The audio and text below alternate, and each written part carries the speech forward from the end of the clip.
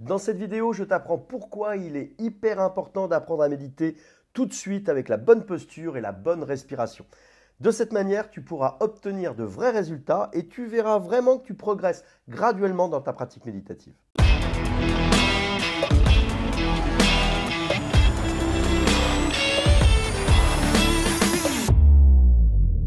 Bonjour chez toi, je m'appelle Christophe Laurette, je suis le fondateur de l'Académie Tangram de méditation.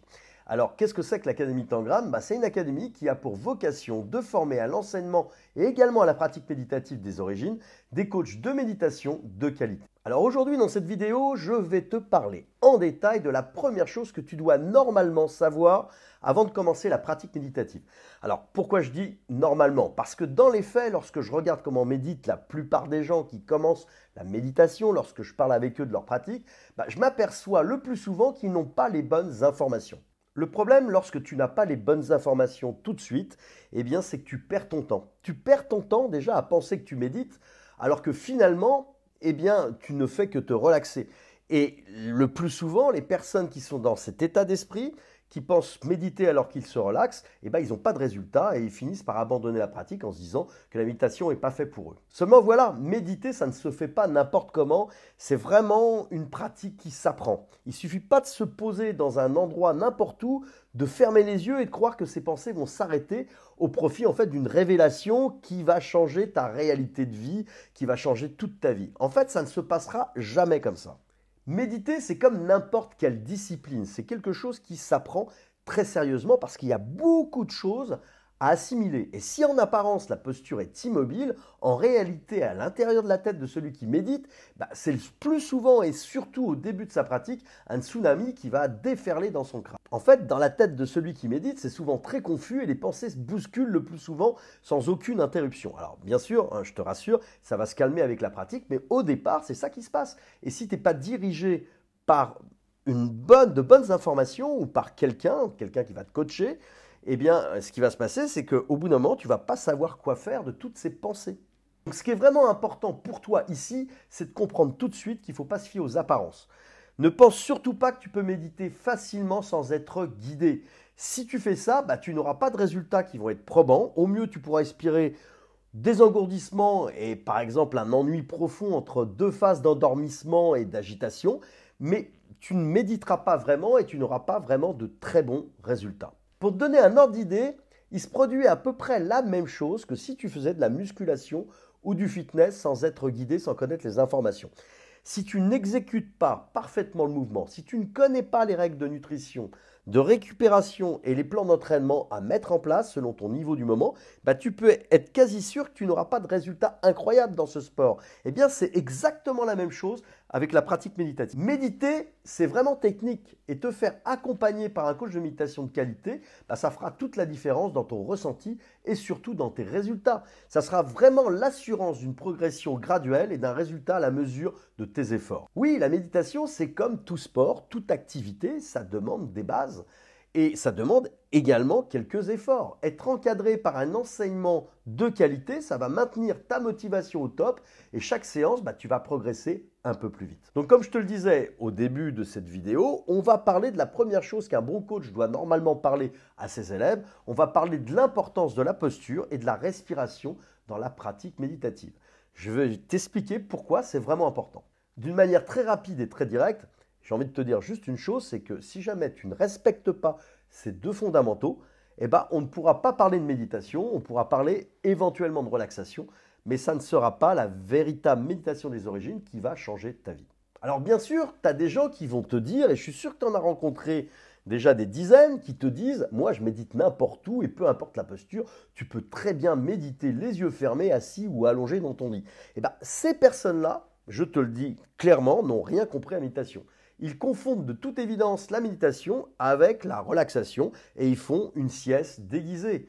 La véritable méditation dont je vais te parler aujourd'hui, ça n'a rien à voir. Je vois souvent lors de regroupements de personnes, soit dans le cadre du développement personnel ou dans les cadres de réunions professionnelles, des réunions de travail ou même dans des cercles d'amis, des personnes en toute bonne foi, surtout en parfaite méconnaissance de la méditation, qui utilisent des méthodes de respiration qui vont être guidées en appelant ça de la méditation. Seulement voilà, hein, il ne faut pas tout confondre. Méditer, ça ne se résume pas à une technique respiratoire à la mode, surtout lorsque celle-ci est forcée et encore moins lorsqu'elle est dirigée vers un but précis comme celui de rentrer par exemple dans un bain froid. La maîtrise de techniques respiratoires, c'est effectivement une porte d'accès vers de nombreuses prouesses. Ça marche vraiment bien, notamment pour des apnéistes, mais soyons réalistes et sérieux, ce n'est pas de la méditation. La respiration dans la méditation, c'est beaucoup plus simple et c'est surtout beaucoup plus naturel et ça va évoluer au fur et à mesure que l'on pratique. On ne va pas la contraindre, on ne va pas la forcer, lui donner pour dessein une action autre que la pratique méditative. Se relaxer, se mettre dans des états de conscience modifiés et méditer, c'est pas du tout la même chose, c'est très différent. Il faut vraiment, c'est pour ça que j'insiste, il faut vraiment bien comprendre cela avant de méditer, sinon on se perd sur d'autres chemins. Si tu comprends vraiment ça dans cette vidéo, déjà, tu auras déjà beaucoup avancé. Parce que méditer, c'est avant tout éclairer ses illusions, c'est arrêter de se raconter des histoires, et donc on va essayer en méditant de s'approcher le plus de la réalité. Il n'est surtout pas question de s'inventer de nouvelles croyances. Méditer, c'est retourner à l'origine, à l'attitude simple et juste, avant que l'ego nous sépare de l'unité. Avant que l'éducation, la société, les autres et ensuite nous-mêmes nous enferment dans des croyances que nous finissons par prendre et défendre comme des vérités. La posture et la respiration dans la méditation vont donc favoriser ce retour à l'état de ce qui est, vont favoriser en fait le naturel, la simplicité et le retour à la réalité. Premièrement, la posture. On va examiner de plus près maintenant l'importance de cette fameuse posture. Si tu veux, pour l'imager, la posture, c'est vraiment le socle sur lequel tu vas pouvoir t'enraciner dans la pratique et dans le temps. Donc il est vraiment important que tu comprennes qu'au lieu de chercher une position qui soit confortable pour te relaxer, je le répète, comme font la plupart des gens, qui d'ailleurs, il faut bien le dire, finissent par abandonner ensuite la méditation par manque de résultats, ton objectif premier, ça va être d'apprendre la meilleure position physique. Alors celle qui va te permettre à la fois un alignement du corps et une ouverture d'esprit, c'est la posture du demi-lotus ou du lotus en fonction de tes capacités du moment, tes capacités physiques et ta souplesse du moment pour pouvoir méditer. Alors surtout, n'aie aucune crainte quand tu entends posture du lotus ou demi-lotus. C'est tout à fait normal au début de la pratique de ne pas pouvoir se mettre dans ces postures. Elle s'apprend, ça se construit pas à pas avec la méditation et toujours sans forcer. Mais écoute bien. C'est très important pour toi d'entendre ce qui va suivre. Je ne connais aucune personne qui n'arrive pas à se mettre dans la posture du demi-lotus après quelques mois de pratique. Tous mes élèves y arrivent, les plus jeunes comme les plus âgés. C'est simplement une question de temps et de patience. Donc il faut faire preuve d'un peu de patience et la souplesse arrivera tranquillement en pratiquant. Et ce qui est très, très important, c'est sans la forcer. Tu sais pourquoi? Parce que la méditation au départ de la pratique, c'est un peu l'art de patienter et surtout d'arrêter de se mettre la pression. C'est en tout cas ce que ton ego va comprendre lorsqu'il va être soumis à la posture. Il va apprendre à patienter et à observer tout ce qui se passe à l'intérieur de lui comme à l'extérieur de lui. Il va simplement être là et accepter de laisser faire la pratique sans intervenir en lâchant le contrôle. Et ça tombe plutôt bien. Tu sais pourquoi? Parce que la méditation au départ de la pratique, c'est un peu l'art de patienter, surtout d'arrêter de se mettre la pression. C'est en tout cas ce que ton ego va comprendre lorsqu'il va être soumis à la posture. Il va apprendre vraiment à patienter, à observer tout ce qui se passe à l'intérieur de lui comme ce qui se passe à l'extérieur de lui. Il va simplement être là et il va accepter de laisser faire la pratique sans intervenir en lâchant le contrôle. Et franchement, crois-moi, ça va te faire le plus grand bien de te laisser porter par la posture sans faire intervenir la rigidité du contrôle et de la volonté qui est tournée vers un résultat. Tu vas méditer simplement pour méditer et pas pour ce que tu penses que ça va t'apporter. L'esprit de la méditation est sans objectif, sans désir. Il est détaché du profit, du gain, de la performance. En fait, pour résumer, il est simplement l'esprit simple de l'instant présent qui est délivré de la toute-puissance de l'ego qui veut à tout prix être le centre pour se donner l'impression rassurante sur le moment d'exister. Mais si tu médites avec l'état du détachement, au lieu d'obtenir simplement ce que tu étais venu chercher, tu obtiendras beaucoup plus. Alors non seulement tu auras ce que tu étais venu chercher à la base, mais ta pratique méditative va t'emmener vraiment beaucoup plus loin sur le chemin. Tu iras au-delà de tes désirs les plus fous. Mais pour bien comprendre, il faut commencer par pratiquer avec cet esprit de détachement. Sans cet esprit de détachement, comme on dit, point de salut. Alors, dans cette vidéo, je ne vais pas te donner ici un cours technique sur la posture, sur l'esprit de la méditation, sur la respiration. J'ai écrit des articles très précis sur ce sujet. Tu pourras consulter gratuitement sur mon blog si tu le souhaites. Tu trouveras également des vidéos sur ma chaîne qui en parlent. Et si tu vas aller encore plus loin, j'explique posture et respiration très précisément et largement avec des images à l'appui dans mon livre qui est derrière moi. Apprenez enfin à méditer avec la pratique Tangram que tu peux commander en ligne à la Fnac ou sur Amazon ou dans une librairie physique dans ta région. Je te donne les liens de toute façon en dessous de cette vidéo. Maintenant, en deuxième temps, on va voir l'importance de la respiration. Concernant la respiration, là aussi, c'est beaucoup plus simple que ce que l'on croit.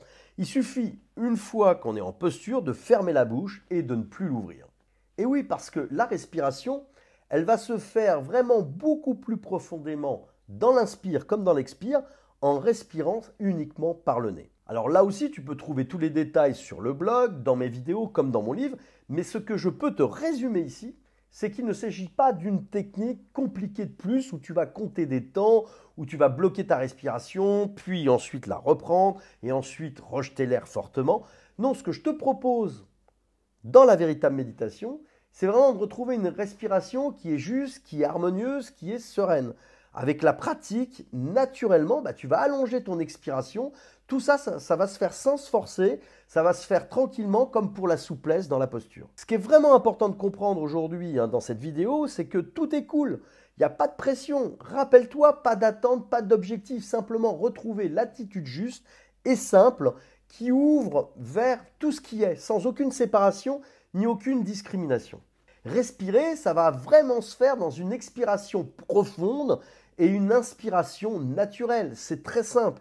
Mais avec l'observation, tu vas vite te rendre compte que de nombreux facteurs viennent pendant la méditation contrarier cette attitude naturelle qui normalement devrait être juste. Tu vas prendre conscience avec la pratique que respirer normalement, c'est pas si évident que ça. Mais je préfère te laisser découvrir cela par toi-même et par ta pratique méditative. Donc pour te résumer cette vidéo, la posture assise en demi-lotus ou en lotus, ainsi que la respiration profonde, tu l'auras compris, sont les meilleures conditions pour méditer. C'est pas par hasard si Bouddha, qui a consacré sa vie quand même à chercher puis à transmettre la voie, a adopté cette attitude dans la méditation. On peut effectivement tenter de nouvelles expériences, moderniser entre guillemets l'approche méditative, tenter des techniques nouvelles en fonction de nos avancées technologiques, pas de problème, mais il ne faut pas appeler ça de la méditation. La méditation, ça n'a pas d'objectif, elle ne se réduit surtout pas à une méthode ni à des techniques. La véritable méditation, celle de l'origine, celle qui a le pouvoir transformationnel, elle repose sur un esprit qui est entièrement libre et qui n'a ni but ni profit. Il y a autant de différences entre la psychologie et la psychanalyse qu'il y en a entre la méditation pleine conscience, la méditation transcendantale et celle que propose la méditation des origines. Méditer, c'est s'asseoir en posture juste avec une respiration naturelle dans la simplicité de l'instant présent. Méditer, c'est méditer sans ne rien faire d'autre que cette action. Méditer, c'est méditer. Et c'est tout. Alors ça sert vraiment à rien de réinventer la roue quand elle tourne rond. Cette posture et cette respiration libèrent des millions de personnes et cela depuis des milliers d'années. Tous les jours, moi-même, je le constate. Je constate la puissance de cette posture et de cette respiration parmi mes élèves. Alors pourquoi faire autrement si ça marche?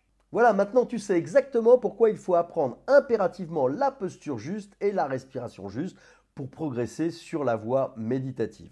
Je te dis à bientôt pour une prochaine vidéo sur l'enseignement de la méditation.